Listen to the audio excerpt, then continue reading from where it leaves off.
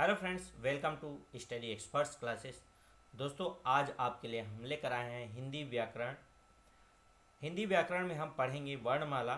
वर्णमाला के साथ साथ पढ़ेंगे हम इसके अंतर्गत स्वर और व्यंजन, और साथ साथ ये भी देखेंगे स्वर कितने प्रकार के होते हैं, व्यंजन के भेद देखेंगे। देखिए, जो मैं आपको हिंदी व्याकरण बताऊंगा ये बहुत ही इम्पोर्टेंट है। मैं आज से ये हिंदी व्याकरण चालू कर रहा हूँ, तो आप हमारे साथ बने रहिए। तो इसके लिए आपको आप हमारे चैनल को सब्सक्राइब करना पड़ेगा, तब आप हमारे साथ बने रह सकते हैं। और जब भी हम आपको वीडियो प्रोवाइड कराएंगे उसके लिए आपको नोटिफिकेशन जाए, इसके लिए आपको बेल आइकन भी दबा के रखना पड़ेगा। तो जल्दी से ये सब कर लें। चलिए वीडियो स्टार्ट करते हैं। सबसे पहले हम समझेंगे वर्णमाला क्या होता है। वर्णमाला से बहुत सारे क्वेश्चन आपके एग्जाम में बनता है देखने को। देखिए, वर्णों के समुदाय को वर्णमाला कहा जाता है। जो वर्ण होते हैं उनके समुदाय को क्या कहा जाता है? वर्णमाला कहा जाता है। हिंदी वर्णमाला में बात करेंगे तो 44 वर्ण होते हैं, यानी कि 44 वर्ण होते हैं हिंदी वर्णमाला में। ठीक है। और देखिए, उच्चारण और प्रयोग के आधार पर हिंदी वर्णमाला के दो भेद होते हैं। तो यहाँ से आपका क्वेश्चन बन सकता है कि हिंदी वर्णमाला में कितने वर्ड होते हैं? तो ये 44 वर्ड होते हैं। दूसरा क्वेश्चन बन सकता है कि उच्चारण और प्रयोग के आधार पर हिंदी वर्णमाला जो है कितने प्रकार के होते हैं? तो ये दो भेद होते हैं, यानी कि दो प्रकार के होते हैं। पहला जो होता है ये स्वर व्यंजन होता है, और दूसरा पहला जो होता है स्वर होता है और दूसरा होता है व्यंजन होता है। तो देखिए, हम सबसे पहले स्वर को समझेंगे, फिर उसके बाद व्यंजन को समझेंगे। तो स्वर को समझते हैं। क्या है स्वर? समझिए। देखिए, जिन वर्णों का उच्चारण स्वतंत्र रूप से होता हो और व्यंजनों के उच्चारण में सहायक हो, वे स्वर कहलाते हैं। देखिए, ऐसे वर्ड जो स्वतंत्र रूप से उच्चारण कर सके हम उसका, और साथ साथ जो व्यंजन होते हैं उसमें इसका सहयोग हो, उसे कहते हैं स्वर। इनकी जो संख्या होती है ये 11 होती है। देखिए, वर्णमाला में वर्णों की संख्या आपको बता दिया कितना, 44। अब इनमें से जो है ये क्या है, 11 जो है स्वर होते हैं। अब ये स्वर कौन कौन से होते हैं? देखिए, अ, आ, ई, उ, ऋषि का री, ए, ओ, औ। ये इस प्रकार से पूरे 11 जो हैं स्वर होते हैं। तो आपको ये ध्यान में रखना पड़ेगा, ये जितने भी 11 स्वर हैं ये आपको याद होने चाहिए। तभी आप एग्ज़ाम में अगर एग्ज़ाम हॉल में अगर बैठते हैं आप, तो आसानी से हिंदी के जो भी पार्ट आपसे पूछा जाएगा बहुत ही इजी तरीके से आप बना पाएंगे। चलिए नेक्स्ट क्वेश्चन की ओर बढ़ते हैं। इसमें देखते हैं कि क्या बनता है इसका। और तो देखिए, उच्चारण के समय की दृष्टि से स्वर के 3 भेद किए गए हैं। देखिए, कौन कौन से स्वर होते हैं? ह्रस्व स्वर, दीर्घ स्वर और प्लुत स्वर।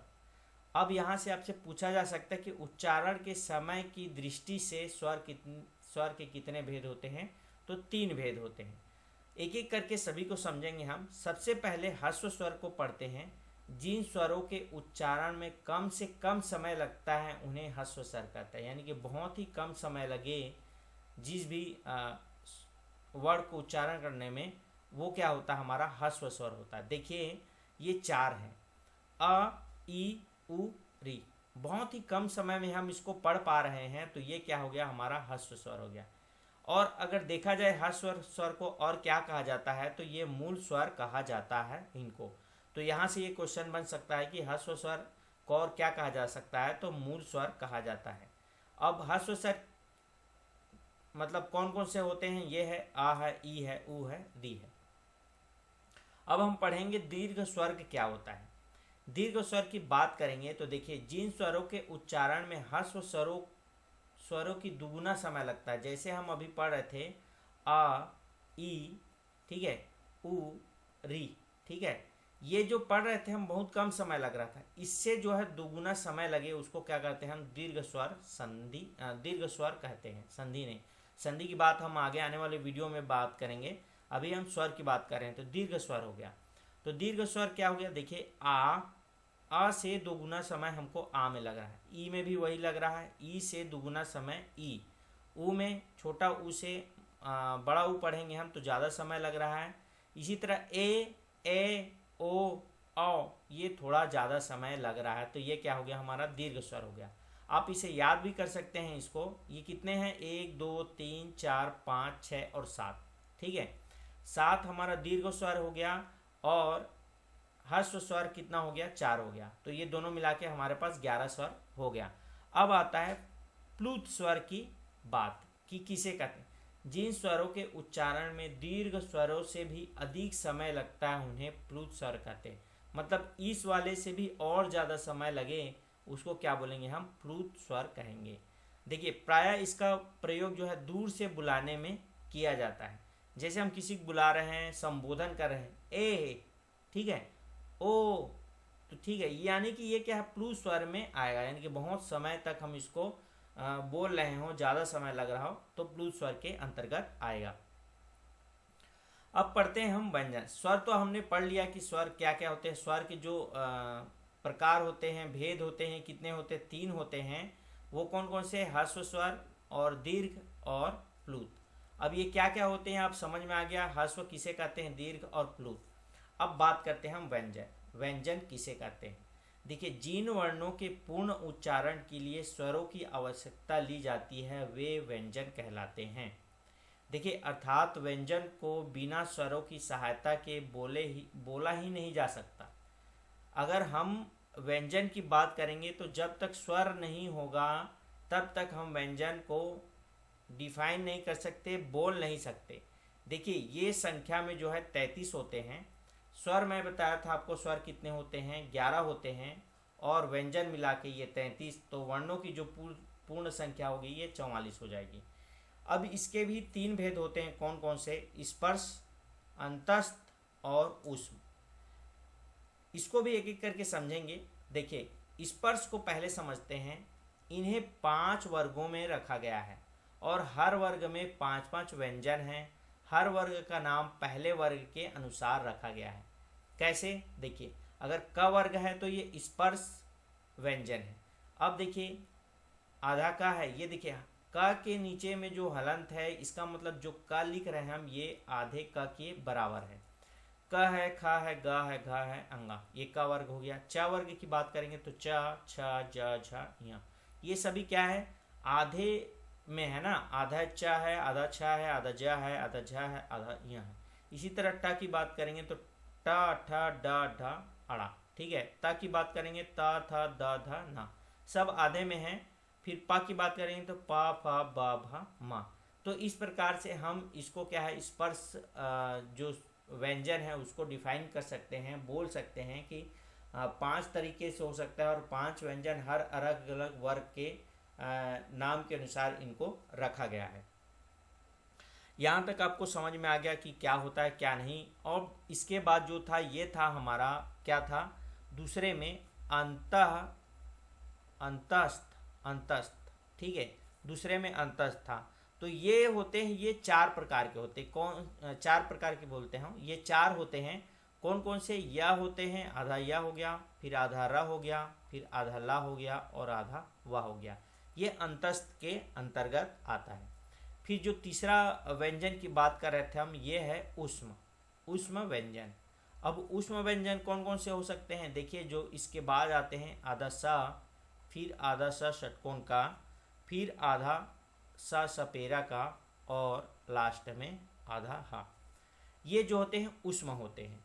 देखिए अगर बात करेंगे, अगर देवनागरी जो लिपि होती है, देवनागरी जो लिपि होती है, देवा लिखा गया है, देवनागरी जो लिपि होती है इसमें जो अक्षर होता है, निम्न अक्षर जो होता है, यानी कि जो अक्षरें होती हैं देवनागरी लिपि में, कुछ अक्षरें ऐसी होती हैं जो 2 व्यंजनों के मिलने से बनता है।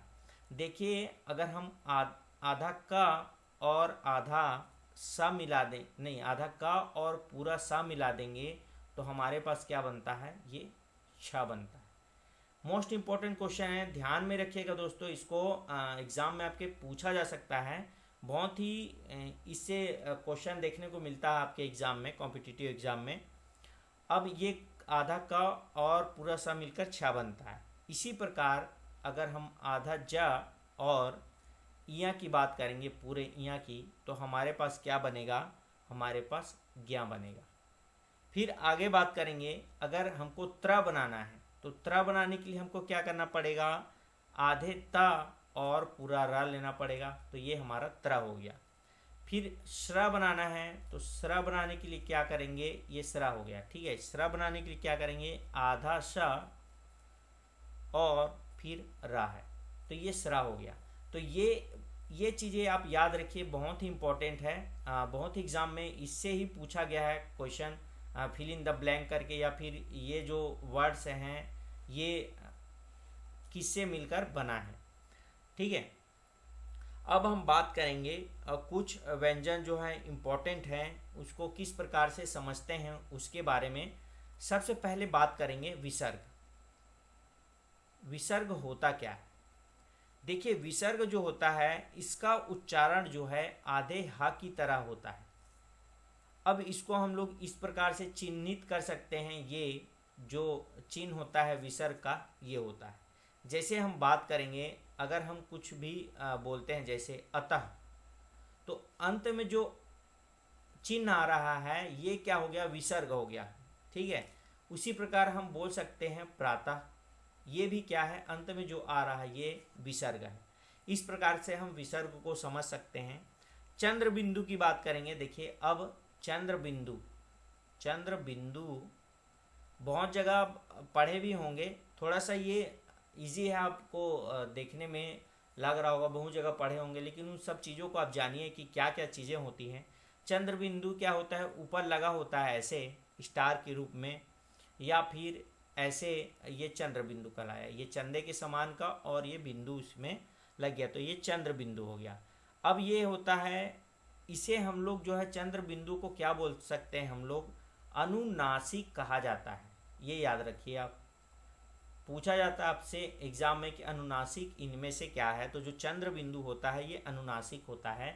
एग्जाम्पल के लिए आप देख लीजिए, हंसना, हंसना लिखना है तो हमको चंद्र बिंदु लगाकर हंसना लिखना पड़ेगा। उसी प्रकार अगर आँख लिख रहे हैं तो चंद्र बिंदु लगाकर आँख लिखना पड़ेगा, तभी ये करेक्ट होगा, यानी कि शुद्ध रूप में होगा। फिर बात करते हैं हम लोग अनुस्वार की। अनुनासिक हो गया, अब देखिए अनुस्वार क्या होता है। अनुस्वार की बात करेंगे, इसका जो प्रयोग है पंचम वर्ण के स्थान पर किया जाता है। इसका उपयोग जो है पंचम वर्ण के स्थान पर किया जाता है। ठीक है, अब किस प्रकार से किया जाता है ये देखिए, इसका चिन्ह जो होता है ये बिंदु के रूप में होता है। ठीक है, ये ध्यान में रखिए आप। अगर इसका एग्जाम्पल की बात करते हैं तो हम इसको देखिए संभव लिख सकते हैं, ये संभव हो गया। उसी प्रकार यहाँ संजय, ठीक है, इसी प्रकार हम यहाँ क्या लिख सकते हैं, गंगा। ये सभी जो हैं अनुस्वार के अंतर्गत आएगा, यानी कि जहाँ पर ये बिंदु दिखे आपको, वो वर्ड होगा या फिर वो शब्द होंगे, वो अनुस्वार के अंतर्गत आ जाएगा। अनुनासिक की बात करेंगे तो चंद्र बिंदु। ठीक है, ये ध्यान में रखिएगा, दोनों चीज़ें में जो डिफरेंस है वो किस प्रकार से है। अब बात करते हैं हलंत। हलंत की बात करेंगे तो हलंत क्या है, देखिए अगर हम यहाँ क लिख रहे हैं तो नीचे जो लग रहा है ये जो है, ये इसको हम लोग हलंत कहते हैं। जब कभी व्यंजन का प्रयोग स्वर से रहित किया जाता है, यानी कि स्वर न लगा हो, सिर्फ व्यंजन की बात करेंगे, अगर हम ये पूरा लिख लेंगे तो ये पूरा क्या हो जाएगा, हमारा स्वर कहलाने लगेगा। ठीक है, तो इससे जो रहित हो, स्वर से रहित हो, यानी कि इस प्रकार से लिख रहे हैं हम, तो ये क्या होगा, हमारा इसके नीचे में जो लगा रहेगा ये क्या कहलाएगा, हलंत कहलाएगा। यह रेखा हल भी कहलाता है और इसको जो है हम लोग रेखा हल भी कहते हैं, ये भी ध्यान में रखिएगा। रेखा हल, सभी जितने भी मैं आपको ये थोड़ी थोड़ी चीज़ें बता रहा हूँ सभी इम्पोर्टेंट है, आपके एग्ज़ाम में इन्हीं में से घुमाकर आपसे पूछा जाता है। तो बने रहिए आप हमारे साथ, हम पूरा जो है स्वर और व्यंजन को आज पूरा ख़त्म कर देंगे। आपको कहीं कुछ भी डाउट आएगा तो आप हमें कमेंट बॉक्स में कमेंट भी कर सकते हैं, और हमारे चैनल को अभी तक सब्सक्राइब नहीं किए तो प्लीज़ जल्दी जाकर सब्सक्राइब कर लें, तभी आपको नए नए अपडेट्स मिलते रहेंगे। देखिए ये चीज़ें तो हो गई हलंत। अब जो है वर्णों के उच्चारण के स्थान, देखिए मुख के जिस भाग से जिस वर्ण का उच्चारण होता है ना, तो उस वर्ण का उच्चारण स्थान कहते हैं। जैसे हम क की बात करेंगे, ठीक है, यहाँ क की बात करेंगे, क तो ये क्या रहा, कंठ, कंठ से निकल कर आ रहा है। उसी तरह अगर हम लोग बात करेंगे ई क्या बात करेंगे तो ये क्या है, ताल से आ रहा, ताल, तालु प्लस जीभ, दो चीज़ों से आ रहा है। तो ये जो आगे आने वाले बताने वाला हूँ, जो ये कि जिस भाग से उच्चारण होता है हमारे मुख से, मुख के अंदर जो कितने प्रकार के जो उच्चारण होते हैं, 4 5 6 7 8 प्रकार के होते हैं, यानी 7 8 प्रकार के बोल सकते हैं आप। उसको मैं आपको अगले वीडियो में बताने वाला हूँ। हर एक जो भी उच्चारण के स्थान होगा हमारे मुख में, उसको मैं पूरे डिटेल के साथ आपको पढ़ाने वाला हूँ, तो पूरे वीडियो को ज़रूर देखिएगा। तो आज जो है मैंने स्वर और व्यंजन आपको पढ़ा दिया। आपको किस तरीके से समझ में आया, आप हमें कमेंट बॉक्स में कमेंट करके बता सकते हैं कि ये वीडियो आपको कैसा लगा, और आपको अगला किस टॉपिक पर वीडियो चाहिए वो भी आप हमें बता सकते हैं। तो दोस्तों आज के लिए बस इतना ही। धन्यवाद ये वीडियो को यहाँ तक देखने के लिए। आपका दिन शुभ हो।